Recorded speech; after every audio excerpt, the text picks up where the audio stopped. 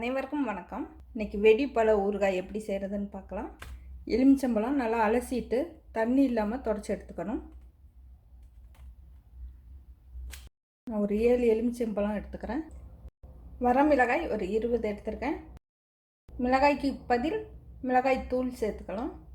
ஒரு கட்டி பெருங்காயம், 1 டீஸ்பூன் வெந்தயம், கண்ணாடி குடுவை இல்லைன்னா பீங்கானில் எடுத்துக்கலாம். ஊறுகாய் எடுத்து வைக்க கழுவிட்டு ஈரம் இல்லாமல் தொடச்சி எடுத்து வச்சுக்கணும். கடாயை வச்சுட்டு ஒரு 1/4 டீஸ்பூன் அளவு நல்லெண்ணெய் சேர்த்துக்கிறேன். இந்த எண்ணெயில் இந்த பெருங்காயத்தை பொரித்து எடுத்துக்கலாம். பெருங்காயத்தை சேர்த்துறேன். இந்த ஊறுகாய் உடனே செய்யக்கூடிய ஊறுகாய் செஞ்சுட்டு அதுக்கப்புறம் ஒரு வாரம் பதப்படுத்தி அதுக்கப்புறம் சாப்பிடலாம். இப்போ இது தனியாக எடுத்துக்கலாம். இதே இதில் இந்த வெந்தயத்தை வறுத்து எடுத்துக்கிறேன்.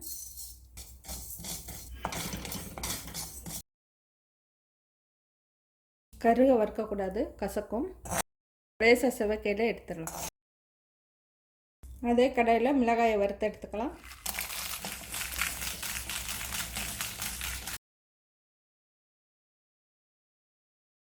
இப்போ இதை எடுத்துடலாம்.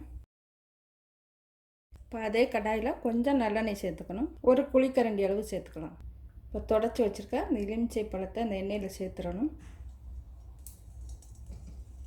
கட் பண்ணலாம் கூடாது. இதில் சேர்த்து நல்லா வதக்கணும்.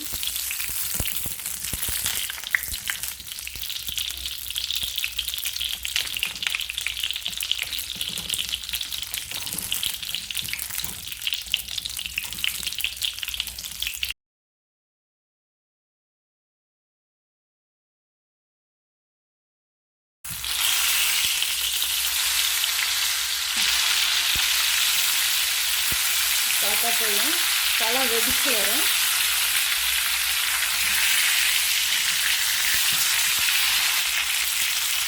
இந்த மாதிரி பழம் அங்கங்கே வெடிச்சு வரும்.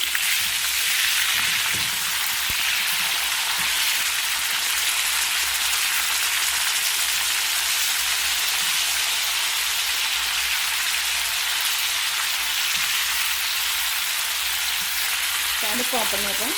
இந்த மாதிரி வெடிச்சு வரும். எல்லா பழமும் வெடித்து வந்ததும் அடுப்பு ஆஃப் பண்ணிடலாம். இந்த மாதிரி வெடித்து வர்றதுனால வெடிப்பழ ஊறுகாய்ன்னு சொல்லுவாங்க.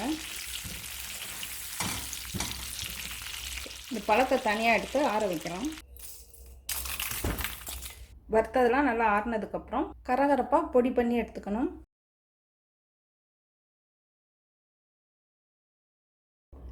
வாசம் போகாமல் மூடி வைக்கலாம்.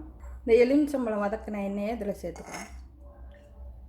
இதில் எலுமிச்சம்பழம் வெடித்து இந்த தண்ணி சேர்ந்துருக்கோம், அதனால் தனியாக எடுத்து வச்சுக்கலாம்.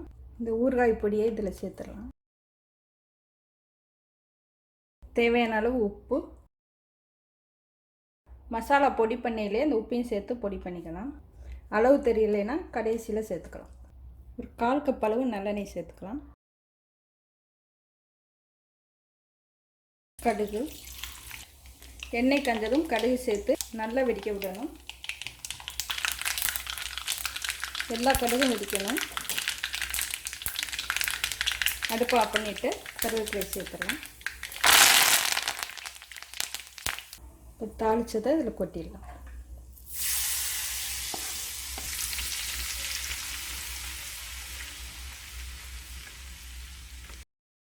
சூடு இல்லாமல் நல்லா ஆறட்டும். இப்போலாம் நல்லா ஆறிடுச்சு. 2வது 4வது கட் பண்ணி எடுத்துக்கலாம். எண்ணெய் சேர்ந்துருக்கனால வழுக்கும், பார்த்து கட் பண்ணிக்கணும்.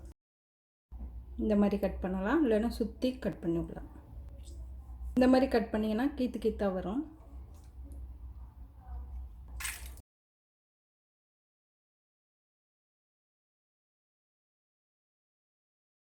ஃபஸ்ட்டு கத்தியால் அந்த மாதிரி ஒரு இடத்துல குத்திட்டு அதுக்கப்புறம் கட் பண்ணால் ஈஸியாக இருக்கும். அது மசாலாவில் இருந்து கொஞ்சம் கொஞ்சமாக எடுத்து உள்ளே வைக்கணும். உப்பு ஊறுகாய்க்கு உப்பு வைக்கிற மாதிரி இந்த மசாலாவை வைக்கணும். ஒரு தட்டு வச்சுட்டு அதில் வச்சு இந்த மசாலாவை வைக்கலாம். சிந்துறதெல்லாம் மறுபடியும் சேர்த்துக்கலாம்.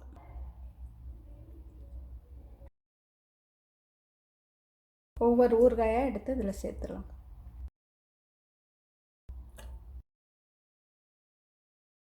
இப்போ மீதம் இருக்க மசாலா எண்ணெய் இதெல்லாம் இதில் சேர்த்துடலாம். எலுமிச்சங்காய் வதக்கின அந்த கரைசலையும் சேர்த்துடலாம். சேர்த்துட்டு வேடு கட்டி வச்சிடலாம். ஒரு வாரத்துலேருந்து ஒரு 10 நாள் வரைக்கும் அதை அப்படியே வச்சிடலாம். அப்போ தான் நல்லா ஊறும். வேடு கட்டிட்டு வெயிலில் எடுத்து வச்சு எடுத்துக்கலாம். ஒரு வாரத்துக்கு தினமும் நல்லா கலந்து விட்டு வைக்கணும். இல்லைன்னா மேலே பூசணம் பூத்துரும்.